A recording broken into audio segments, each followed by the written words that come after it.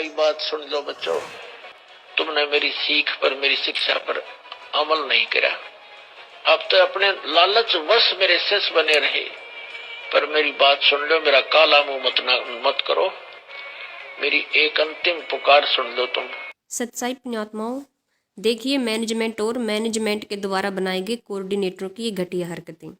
ये कोऑर्डिनेटर जगत वालों के दबाव में आकर अपने गुरुजी के स्वरूप को पैरों तले रोंद रहा है और पानी के कुरले कर रहा है। ऐसे घटिया मैनेजमेंट को भला हमारे गुरुजी नाम दीक्षा देने का आदेश क्यों देंगे?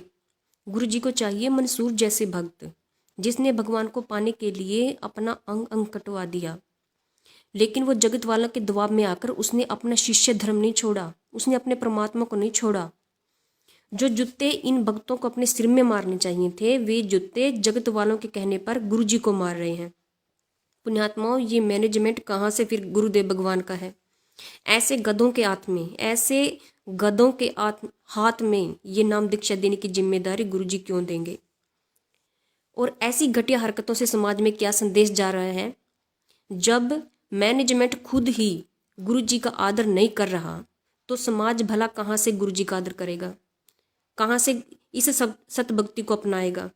जो मैनेजमेंट जगत वालों के डर से गुरुजी पर हाथ उठा सकता है, हमारे भगवान को बेइज्जत कर सकता है, तो सोचिए ये मैनेजमेंट आप संगत के साथ क्या नहीं कर सकता और कर रहा है।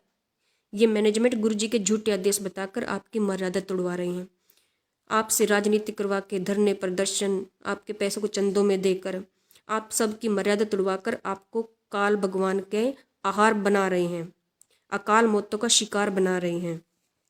पुण्यात्माओं, विचार कीजिए, संत रामपाल जी भगवान की संगत में दो ग्रुप क्यों बने?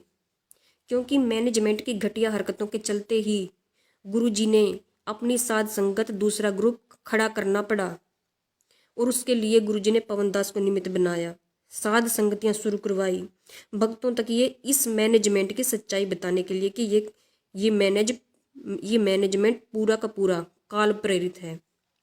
और ऐसा पहली बार नहीं है कि इन्होंने गुरुजी को बेइज्जत किया हो। मैनेजमेंट ने हर बार साध संगति में जाकर गुरुजी के दरबार का अपमान किया है। सारे सामान को इधर उधर फेंक देना, पुलिस को साथ में लेकर साध संगति में भक्तों को ये पीटते हैं। जो साध संगत गुरुजी को अपना कबीर भगवान मानती है, सभी भक्त साध संगति में गुरुजी का गुणगान करते हैं। ये मैनेजमेंट साध संगति में राक्षस की तरह टूट पड़ते हैं और साध संगत से कहते हैं कि तुम हमारे गुरुजी संत रामपाल जी की पूजा क्यों करते हो, क्यों हमारे गुरुजी को भोग लगाते हो। ये गुरुजी का फोटो तक गुरु दरबार से उठा कर ले जाते हैं। तो भक्तों देखिए, अब ये उसी परमात्मा के फोटो को ये जूते मार रहे हैं। सत्सेवकों की तरह ये परमात्मा के लिए खुद मार क्यों नहीं खाते? क्यों नहीं अपने सिर पर इन्होंने जूते मरवाए? आज क्यों जगत वालों के सामने ये झुक गए? क्यों जगत वालों के सामने भीगी बिल्ली बनकर अपने परमात्मा को जूते मार रहे हैं? क्योंकि इनको, इस मैनेजमेंट को ना तो गुरुजी से कोई मतलब है, ना ही गुरुजी की सतभक्ति से कोई मतलब है। इन्हें सिर्फ अपने स्वार्थ से मतलब है। इन पर जरा से भी आँच आई तो ये भगवान को पीट देंगे और अपने स्वार्थ के लिए संगत को भी अकाल मौत मारेंगे ही मारेंगे। पुण्यात्माओं, ये आश्रम ऐसे समझो जैसे काल भगवान ने अपने 21 ब्रह्मांड में नकली सतलोक, अलखलोक और नकली अगमलोक की रचना कर रखी है। उसी तरह काल भगवान के एजेंट मैनेजमेंट वालों ने भी गुरुजी के नाम से जगह जगह आश्रम खोल दिए, नाम गुरुजी का कि ये गुरुजी के आश्रम है, लेकिन इनमें आदेश मैनेजमेंट खुद देता है। पीले पर्चों के माध्यम से आपकी मर्यादा तोड़वाते हैं, आपसे राजनीति करवा के। और राजनीति करने वाले को गुरुजी ने कौवे की संज्ञा दी है, क्योंकि कौवा होता है जो, उसमें बुरी आदत होती है। कौवा जब किसी पशु के शरीर पर जख्म देखता है तो कौवा उस जख्म पर चोंच मारकर वो मांस खाने लगता है। कौवे को दूसरे पशु के दर्द से कोई मतलब नहीं होता, उसे सिर्फ अपना पेट भरने से मतलब होता है। तो ये कौवे की भूमिका मैनेजमेंट निभा रहा है। न तो इन्हें हमारे संत रामपाल जी भगवान की इज्जत की कोई परवाह है, ना ही संगत की। सारी संगत को ये गुरु जी के आदेशों के विरुद्ध कार्य करवा रहे हैं, जिससे उनकी मर्यादा टूट रही है और वे अकाल मौतों का शिकार बन रहे हैं। संगत को अगर अकाल मौतों से बचना है तो उनको गुरु जी की मर्यादा में रहना पड़ेगा मर्यादा में रहने के लिए सतलोक आश्रम मैनेजमेंट को छोड़कर साध संगत से जुड़ना पड़ेगा। जब तक गुरुजी बाहर नहीं आ जाते, साध संगत की तरह गुरुजी के सत्संगों को आधार बनाना पड़ेगा, क्योंकि गुरुजी के सत्संग के आदेश ही सतलोक को प्राप्त करने का वो मैप है जिसे देखकर हम खुद निर्णय कर सकते हैं कि हम सही रास्ते पर हैं या फिर गलत रास्ते पर। जो दृढ़ भगत होते हैं उनको परमात्मा सद्बुद्धि देता है। परमेश्वर ने टॉर्च बताया, टॉर्च किसको? सत्संगों को, इस तत्व ज्ञान को टॉर्च का नाम दिया है। टॉर्च का काम क्या होता है? जो अंधेरे में रास्ता दिखाए उसको कहते हैं टॉर्च।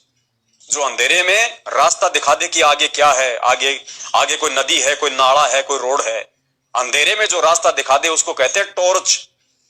परमेश्वर ने हमें ये टॉर्च दे दी, तत्व ज्ञान रूपी टॉर्च।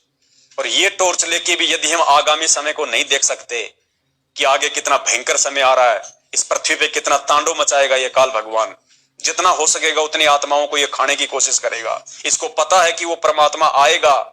ये कलयुग की पिछली पीढ़ी है, मैंने खुद ने उनको छूट दे रखी है, उससे पहले वो समेटेगा।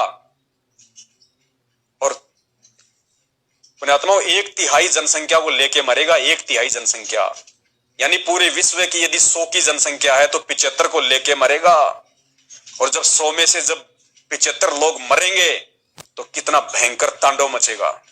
क्या क्या आपत्तियां, विपत्तियां, प्राकृतिक आपदाएं, भूसंकलन, अतिवृष्टि, अनावृष्टि, ओलावृष्टि, भूखमरी, महामारी क्या क्या आएंगी। और जब तक वो नहीं आएंगी ये दुनिया संत रामपाल जी को भगवान नहीं मानेगी। और अब की बार संत रामपाल जी महाराज जैसे करोथा कांड के बाद आ गए चुपचाप, वैसे नहीं आने वाले।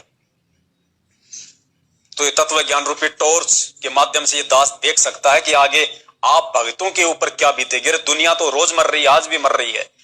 मैन है भक्तों की, क्योंकि वर्तमान में सबसे बड़ी जो लड़ाई इस ब्रह्मांड में चल रही है पुण्यात्माओं, वो अफगानिस्तान या तालिबान या अमेरिका या किसी और की नहीं चल रही है। तो कुछ नहीं है, ये तो बच्चे हैं। ये अमेरिका ये तो बच्चे हैं, बच्चे। इस ब्रह्मांड में सबसे बड़ी यदि कोई लड़ाई चल रही है आज वर्तमान में सूक्ष्म रूप में, तो उस ज्योति निरंजन और बंदी छोड़ सतगुरु रामपाल जी भगवान के बीच में चल रही है। इन दोनों महाशक्तियों के बीच में लड़ाई चल रही है। इन आत्माओं को लेके, आत्माओं के आत्म कल्याण को लेके, एक छोड़ना नहीं चाहता, एक छुड़वाना चाहता है। और उस सूक्ष्म लड़ाई में जो विश्व की सबसे बड़ी लड़ाई है, उस सूक्ष्म लड़ाई में परमात्मा ने अपने सत्सेवकों को अपने सैनिक बना रखे हैं और काल ने मैनेजमेंट वालों को अपने सैनिक बना रखे हैं। और तुम परमेश्वर के सेवक होके, तुम परमेश्वर के यंत्र होके, और तुम काल के यंत्रों के आगे झुक रहे हो, हार मान रहे हो। तुम अपने भगवान को नीचा दिखा रहे हो, और जो अपने भगवान को नीचा दिखाए भगवान उसको लात मार दिया करता। लात वो किसी काम का नहीं होता फिर उसका, चाहे वो भगत बना रहे, चाहे वो 3 टाइम की आरती गाता रहे, मंत्र करता रहे। पता नहीं कितने चले गए ऐसे भक्ति का ढोंग करने वाले, दिखावा करने वाले। तो वर्तमान में इस धरती पे जो सत्सेवक वर्सेस मैनेजमेंट की जो लड़ाई चल रही है, ये पुण्यात्माओं इस विश्व की सबसे बड़ी लड़ाई है। क्योंकि ये देश ये लड़ा के मरा के जो बचेंगे वो अंत में इसी मार्ग से जुड़ेंगे। उनको भी वही बनना पड़ेगा, सत्सेवक जो आज आप बने हुए हो, जो परमेश्वर सतलोक से बनाने के लिए आते हैं। सबसे बड़ी लड़ाई है दुनिया की। और आज जो संघर्ष कर रहे हैं मेरे भगत भाई बहन, मेरे सत्सेवक भाई बहन, उनका इतिहास बनेगा, इतिहास कि कौन अपने गुरु के नक्शे कदम पे चला उन विपरीत परिस्थितियों में, कौन अपने भगवान के वचन पे मंसूर की तरह दृढ़ रहा, किसने अपने जान माल की परवाह ना करते हुए, अपने बीवी बच्चे परिवार की चिंता ना करते हुए एडी से चोटी तक भगवान के मिशन में जोर लगा दिया, अपनी नेक नीति का खाया, हक हलाल का खाया, और सेवा भी की और भक्ति भी की, एक परिवार की जिम्मेदारियां भी निभाई, एक बंदी छोड़ के प्रति अर्थात अपने गुरु के प्रति शिष्य होने की जिम्मेदारी भी निभाई। तब ये भक्ति सफल होती है। तब आने वाली आत्माएं वर्तमान की घटनाओं को मद्देनजर रखते हुए, क्योंकि ये एग्जाम्पल बन जाएंगे आने वाले समय में, वर्तमान में जो घटनाएं जो घट रही हैं, वो आत्माएं, आने वाली आत्माएं शिक्षा लिया करेंगी, शिक्षाएं वर्तमान के सत्सेवकों से कि अगर बंदी छोड़ के लोक में जाना है तो उन सत्सेवक भाई बहनों जैसे संघर्ष करना पड़ेगा जैसे आज हम मीराबाई से शिक्षा लेते हैं, वो भगत थी, भगवान नहीं थी। हम भगत होके उन भगतों से ही शिक्षा ले रहे हैं। आज गुरुजी उन्हीं के एग्जाम्पल बता रहे हैं हमें। मंसूर भगवान नहीं था, भगत था, आज हम उनसे शिक्षा ले रहे हैं। सुदामा जी भगत था, भगवान नहीं था, आज हम उससे शिक्षा ले रहे हैं। ऐसे ही वर्तमान में जो हो रहा है इस पृथ्वी पे, ये सबसे बड़े उदाहरण बनेंगे आने वाली आत्माओं को भक्ति करवाने के लिए, दृढ़ता देने।